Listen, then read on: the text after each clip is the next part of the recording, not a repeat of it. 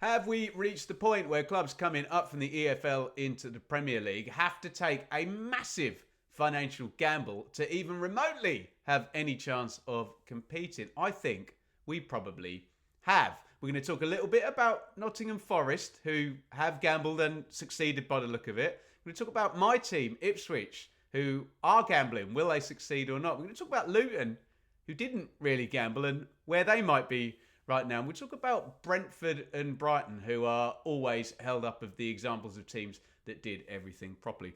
The reason I'm making this video is I saw a tweet from a Nottingham Forest fan. I assume it was a fan, because it had that kind of tribal emotional edge. But when you actually drilled into the tweet, it was pretty good. It was pretty perceptive, and it said, you know, I wonder what the media are making of Ipswich Town at the moment, because I think they might have actually, if the Ferjani deal goes through, we think it's about to, but it hasn't at time of recording. But we think that spend from Ipswich this season will supplant that massive spend from Nottingham Forest. Remember that a couple of years ago, and that's not even the whole list there. Gibbs White at the top of that, Awoniyi, Danilo, you can read it yourself there. Nako Williams. And I think the point that this fan was making in the tweet was that Forest were really heavily criticised for that approach. And to be honest, I think I agreed at the time. I was like, this is crazy. You can't bring that many players in and spend that amount of money. But it's very easy for us to sit here right now with Forest at 40 points from 20 games, looking like they might get to the Champions League, despite having a points deduction and an FFP breach. It's quite easy to sit here and say, well, they did the right thing. What the hell else were they supposed to do? We'll come back to Forest at the end. Let's talk a little bit about Ipswich, because the sense is that Ipswich are doing something rather similar. Maybe they're not collecting as many players as Forest did, but the spend does seem to be pretty high. Ipswich, if they do bring in Ferjani, you'll add him to Amari Hutchinson and Jacob Greaves and Liam Delap and Jack Clark and Dara O'Shea, Sammy Smodic. You can read them yourself. And a lot of people have said to me, well, Ben, it's a Championship EFL All-Stars team. And you've got to build assets, but you've got to compete. Can EFL players compete in the Premier League? Maybe Forest went a different level. Maybe they went to European market. But still, there was a smattering of EFL players in there. A couple from O'Brien and Toffolo. Obviously, Gibbs White had been in the EFL, but was owned by a Premier League club in Wolves. And maybe the key difference is that Ipswich are signing kind of players from the British Isles and fewer of them. But the point that the Forest fan makes in the chat is kind of fair, because it doesn't really matter the type of player and how many. It's about the amount of money spent. Well, you let me know your thoughts in the comments on whether I'm right about that. But the fact of the matter is, Forest gambled and succeeded. It looks like Ipswich are kind of gambling now, and they're in the bottom three. But Forest only just survived in their first season, and then they built from there. I'm not saying Ipswich are going to be playing for the Champions League in a couple of seasons' time, but they appear to be more following the example of Nottingham Forest, let's just say, in terms of the money spent, not necessarily the profile of the signings, than, say, the goody two-shoes examples we always get of Brighton and Brentford. Speaking of goody two-shoes, Luton were the goody two-shoes for years in the EFL of, right, this is how you run your club, really smart, really sensible. And that approach led Luton all the way up into the Premier League after a playoff win against Coventry back in the 22-23 season. Now, Luton did have the kind of type of stability I'm about to talk about when we mention Brighton and Brentford, in the respect of they've been trending up, and they were at the top in the Championship the season before, weren't they? If we, oh no, we're going to get that later on, but they'd worked their way up into the playoff picture. Who did they lose? They lost to Huddersfield, didn't they? The season, in fact, that Nottingham Forest went up. So Luton were trending up that way. But yes, I'll put the slide up correctly now. They did not gamble quite in the way that Forest did and Ipswich are at the moment. And you can see, okay, it was a sort of EFL All-Stars approach, but not quite the elite club players that have been brought through, had been loaned down. Giles and Chong and Anderson was from League One, wasn't he? Jacob Brown. And the top fee there, sort of 5.85 million.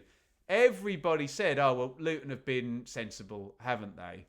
But what I will say is Luton sacked their manager yesterday, Rob Edwards, and they are in a relegation fight in the Championship with the year one parachute payments. But when they came down, look, the whole point of gambling is you don't come down, but when they came down, they didn't have any big assets to sell. Where are Leeds and Burnley and Sheffield United? They are the top three. Yes, Leeds missed out last season, but Burnley and Sheffield United are your year one parachute teams along with Luton this season, and they are looking set for a quick return, either one or both of those clubs, and they cashed in on big assets during the summer.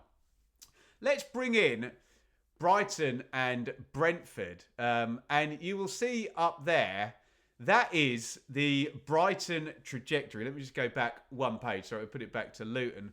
But the point I'm going to make is that to come up stable, you have to do what Brighton did.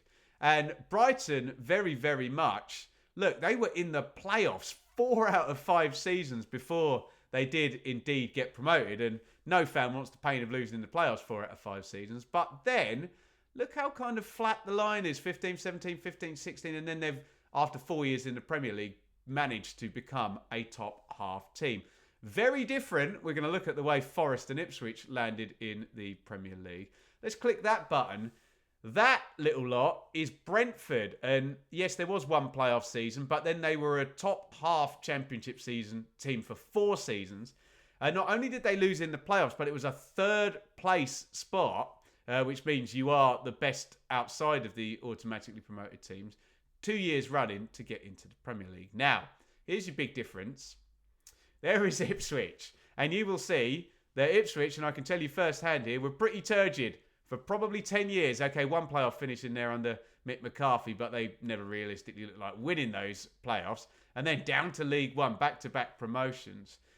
Forest's even steeper given that they are 3rd in the Premier League. But the important thing with Forest is they did not get into the playoffs all the way back there, 2011, 2012, right the way through to 2021, 22. That was their only playoff campaign, and they managed to get the win. So what I'm kind of thinking is it's all well and good saying be Brentford, be Brighton. Yes, that involves a lot of steady progress up at the top of the Championship and 2 playoff defeats for Brentford and 4 for Brighton. That losing playoff pain. And yes, you can build it and you can trade at the top of that division and find your way into the Premier League and not gamble massively with the chasms in TV money and FFP. If you are Nottingham Forest and you get promoted out of nowhere, Forest were bottom of the league after 7 games when Steve Cooper came in. I think that's the right number. And just got promoted way quicker than anybody expected, shot up the league. But that's not the important bit. The important bit is they weren't even in the playoffs for the previous 10 or 12 years or whatever the number was. Ipswich, even more pronounced, because yes, they had some momentum. They weren't even in the Championship the season before they got promoted.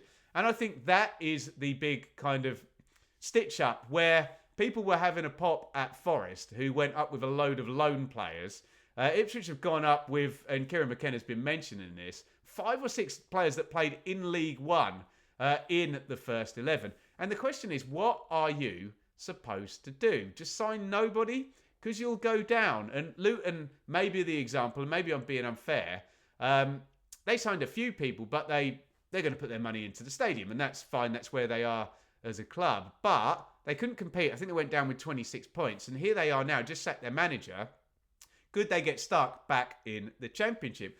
Whereas Nottingham Forest are right up at the top of the table, challenging for the Champions League. So, with all of that being said, I do think we've reached the point where a gamble is literally the only option open to a lot of clubs. And look who might be coming up. It could be Leeds and Sheffield United and Burnley. That's the top 3 at the moment. Could we get someone come from nowhere and come in through the playoffs? I'm trying to think even who that would be in the position that Luton were in, and Ipswich and Forest to a certain extent. I don't know. You tell me in the comments. It feels with FFP and TV money, that's the only option. And a lot of people, me included, have probably gone full circle on the Forest approach, where the gamble appears to be paying off right now. Get your thoughts in the comments.